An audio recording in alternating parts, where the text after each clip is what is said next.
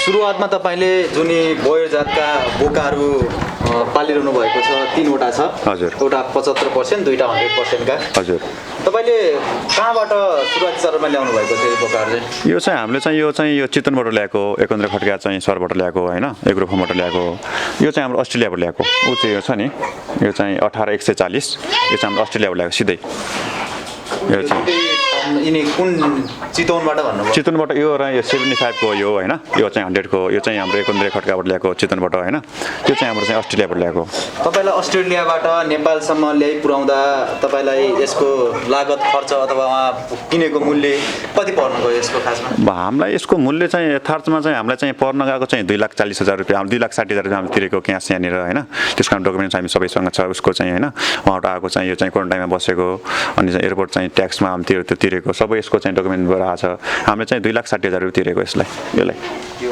अस्ट्रेलियाबाट आउने बेला हजुर हजुर यो कति किलो थियो तपाईले यहाँसम्म ल्याइ पुर्याउँदाखेरि हामी ल्याउँदाखेरि चाहिँ 30 किलो थियो हैन अहिले चाहिँ यो 70 किलो पुगेछ कति महिनाको बोका हो यो हामीले ल्याउने बेला चाहिँ तपाईको 7-8 महिना थियो त्यति बेला हैन अहिले पोहोर हामीले फागुनमा ल्याएको 26 गते फागुनको अहिले फागुनमा चाहिँ 1 वर्ष चाहिँ ल्याएको 1 वर्ष हुन्छ तपाईको यो चाहिँ अहिले 18-19 महिना भयो तपाईले यो बोका चाहिँ जुन चितवनबाट ल्याएको बोका छ 75% क्रस हजुर यो चाहिँ अहिले कति किलोको छ टोटल यो हाम्रो चाहिँ यसको चाहिँ 110 किलो छ यो चाहिँ भयो चाहिँ 3 वर्षको 3 वर्षको भयो हजुर अहिले हामीले यो बोका चाहिँ युज गरेका छैनौँ हाम्रो चाहिँ कुनै बाख्रीहरू भने युज भइरहेको छैन यो दुईटा 100 को बोका मात्रै युज भइरहेछ अब हामीले चाहिँ यसलाई कि बिक्री गर्ने र कि हामीले चाहिँ मासुमा दिने मूल्य चाहिँ कति छ अहिले यसको मूल्य धेरै छैन मात्रै 80,000 रुपैयाँ हजुर 115 किलो छ हजुर 110 बाट 15 किलोसम्म चाहिँ कुन चाहिँ कहिले घट्छ कहिले बढ्छ 5-7 किलो तपाईको 10 किलो चाहिँ 110 किलो चाहिँ छ यो चाहिँ किन मासुमा यसले अब बाख्राहरूलाई नै हामीसँग यस्तो भयो दुईटा 100 को छ अब दुईटा 100 हुँदा हुँदै हामीले चाहिँ 75 को लगाउँदैनौँ जस्तै बाहिर जस्तै यो फर्म भन्दा बाहिरका मान्छेहरूले पनि बाख्राहरू त पालिरहेको हुन्छ हजुर जस्तै लोकल बाख्राहरू कसरी लगाउन ल्यायो भने बोयर बोकाहरू लगाउन दिनुहुन्छ कि भन्नु हामीले चाहिँ योभन्दा पहिला चाहिँ दिएको थिएनौँ अनि चाहिँ साथीहरू चाहिँ टाढाबाट लमैबाट चाहिँ घोराइबाट चाहिँ आउनुभयो होइन अटोमा ल्याएर आउनुभयो चाहिँ बाख्राहरू उताबाट आइसके पछाडि अब दिन भन्नु नमिल्ने हामीले चाहिँ त्यसबाट चाहिँ सुरुवात गरेको असमान दिइरहेको छौँ हामीले चाहिँ 100 को चाहिँ 2,000 ल्याछौँ 75 को 6,000 ल्याछौँ बोका चाहिँ रोजेर लगाउन दिन्छौँ किसानलाई जुन लगाए पनि किसानको इच्छा नेपालको अस्ट्रेलियाको हजुर जुन लगाए हजुर इच्छाले हजुर 100 को लागि 1,000 रुपैयाँ हजुर 2,000 अनि 75 को लागि 1,000 त्यसलाई चाहिँ खानपिन खासै लोकल बाख्राले खाने खानपिन दाना पानीहरू त्यही नै हुन्छ कि यसको विशेष प्रकारको छुट्टै के हुन्छ यसको खासमा विशेष प्रकारको केही हुँदैन हैन यसलाई दाना चाहिँ अलि बढी खुवाउँछौँ हामीले यो चाहिँ बाख्रीहरू उठ्या बेला अरू बेला चाहिँ सामान्य खालको नै घाँस नै हो लोकल तरिकाले हाम्रो गाउँघरमा पाइने त्यही नै हो हजुर हजुर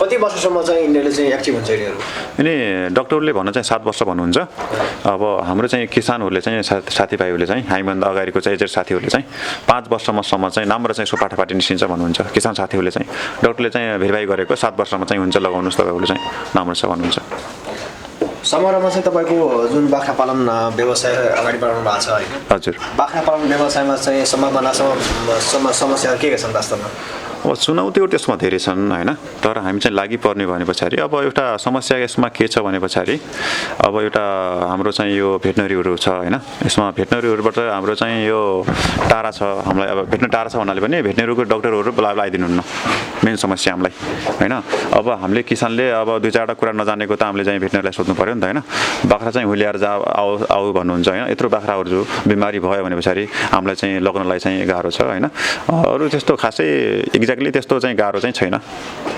बजार चाहिँ यो बाख्राको बजार चाहिँ कसो छ नेपालमा बजार राम्रो छ अहिलेसम्म चाहिँ राम्रो छ हैन अझै पनि राम्रो हुन्छ यसको चाहिँ त्यस्तो चाहिँ ओभरफुल हुने हैन अब यसको चाहिँ हाम्रो मासुहरू चाहिँ च्याङ्ग्राहरू चाहिँ बोकाहरू चाहिँ डेटा आक्वाई गर्छ हैन अहिले चाहिँ नेपाल सरकारले बन्द गरेको छ खपत राम्रो छ यसको मार्केटिङ राम्रो छ हाम्रो चाहिँ यो ब्रोइलर जस्तो चाहिँ अरूको अन्डा जस्तो छैन यसको चाहिँ राम्रो छ अहिलेसम्म बाख्रालाई चाहिँ यो रोगहरू चाहिँ सङ्क्रमण कतिको हुन्छ चाहिँ बाख्राहरूलाई सङ्क्रमित त्यस्तो अहिले हामीले चाहिँ 3 वर्ष अन्तरालमा चाहिँ त्यस्तो चाहिँ अब ठ्याक्कै भन्दाखेरि चाहिँ हामीले यस्तो चाहिँ भोगेका छैनौँ होइन। तर यसलाई चाहिँ एउटा चाहिँ ठुलो रोग भनेको पिपिआर भन्ने अनि एउटा खोरेत भन्ने त्यो चाहिँ रोग आए पछाडि चाहिँ खोरे चाहिँ सखाप हुन्छ भन्ने चाहिँ डाक्टर साहबले भन्नुहुन्छ। अब 2-3 चाहिँ हामीले फार्ममा पनि देखियो अहिले होइन। एउटा पिपिआर भन्ने चाहिँ यो रोल्पाको भेडाहरूलाई देखेको छ कि अहिले बोराइमा चराउन ल्याएको बेला 200 भेडाहरू मरे, उनका 500 भेडामा 200 भेडा मरिसकेका रहेछन् भन्ने हामीले चाहिँ सुन्नमा आएछ, उसको न्युजमा नै आएको थियो होइन। त्यो पिपिआर आएपछि खोरे चाहिँ सकिन्छ भन्ने चाहिँ हाम्रो चाहिँ विज्ञहरूले भन्नुहुन्छ। तर त्यस्तो हामीले चाहिँ अब त्यस्तो ठ्याक्कै हामीलाई चाहिँ त्यस्तो भोग्नु परेको छैन अहिलेसम्म, नबरोस् भने। यिनीहरूलाई चाहिँ विशेष गरेर चाहिँ भिटामिन पनि आवश्यक पर्छ होला बेला बेलामा होइन। भिटामिनहरू दिनुहुन्न तपाईँहरूले? हामीले यसलाई ठ्याक्क भिटामिन भन्दा पनि हामीले चाहिँ टाइम टाइममा दिने भनेको चाहिँ जुगाको औषधि नाम्लेको, अनि यसलाई चाहिँ हामीले टाइम टाइममा दिनुपर्ने भनेको 2-3 महिनामा क्याल्सियम, अनि त्यस्तो खासै भिटामिनै यसलाई चाहिँ खुवाउनुपर्छ भन्ने हुँदैन। मेन चाहिँ यसलाई खुवाउने भनेको जुगाको औषधि र नाम्लेको औषधि यसलाई चाहिने भनेको त्यही नै हो। जुन रूपमा चाहिँ तपाईँले चाहिँ युवा अवस्थामा चाहिँ जुन लगानी गर्नु भएको छ नेपालमा होइन, यो जोस जागरका साथ अगाडि बढिरहनु भएको छ, तपाईँले चाहिँ खास यो स्थानीय निकायबाट अथवा सरकारबाट चाहिँ तपाईँले के प्रोत्साहन पाउनु भएको छ छैन? त्यस्तो अहिले ठ्याक्कै भन्दाखेरि त्यस्तो हामीले चाहिँ 1 रुपियाँ पनि कहीँबाट पाएको पनि छैन होइन। त्यो चाहिँ सरकारले गरिदिला र भनेर हामीले गरेको पनि होइन, आफ्नै लागि गरेको हो। अब सरकारले गरिदियो भने पछाडि अब राम्रो हो होइन। तर हाम्रो सरकार चाहिँ कस्तो छ भने पछाडि छ अब चाहिँ नदिएको होइन सरकारले, बिचरा सरकारले उहाँबाट अरे सरकारले नदिएको होइन, अब करोडौँ अरबौँ आउँछ पैसा। तर के भयो भने पछाडि यहाँ चाहिँ झोलामा आएको छ कि पैसा, अनुदान छ, अब चाहिँ गोठ सुधार भनेको छ, ए सुधार भनेको छ, ओ सुधार भनेको छ होइन। त सबै चाहिँ केमा आयो?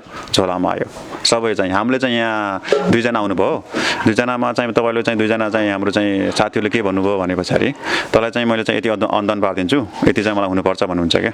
दुःख गर्ने चाहिँ हामी चाहिँ साथीहरूलाई चाहिँ त्यतिकै दुःख नगरिकन चाहिँ साथीहरूलाई चाहिँ पाउने रे।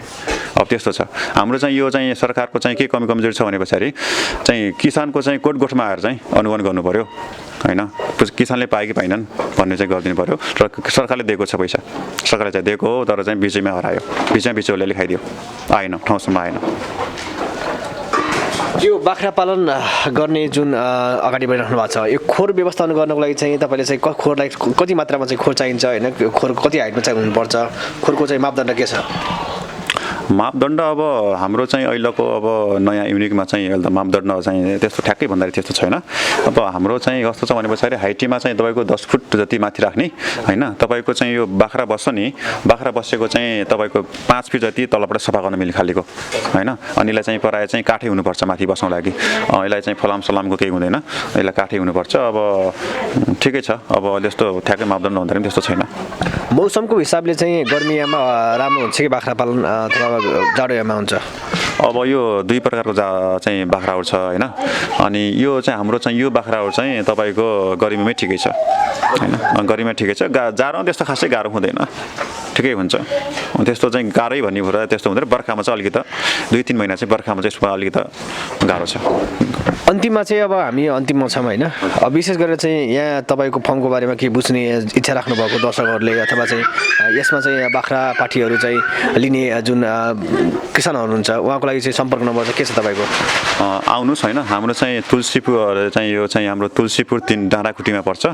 यो डाँडाखुट्टी हाम्रो चाहिँ यो चाहिँ डाँडाखुट्टीमा पर्छ। तपाईँले आउँदाखेरि चाहिँ कहाँबाट आउनुहुन्छ? तपाईँ चाहिँ तुलसीपुर आउने मान्छे चाहिँ गोठीखोलाबाट भएर चाहिँ आएपछि तल सजिलो, चौकीबाट आएपछि सजिलो।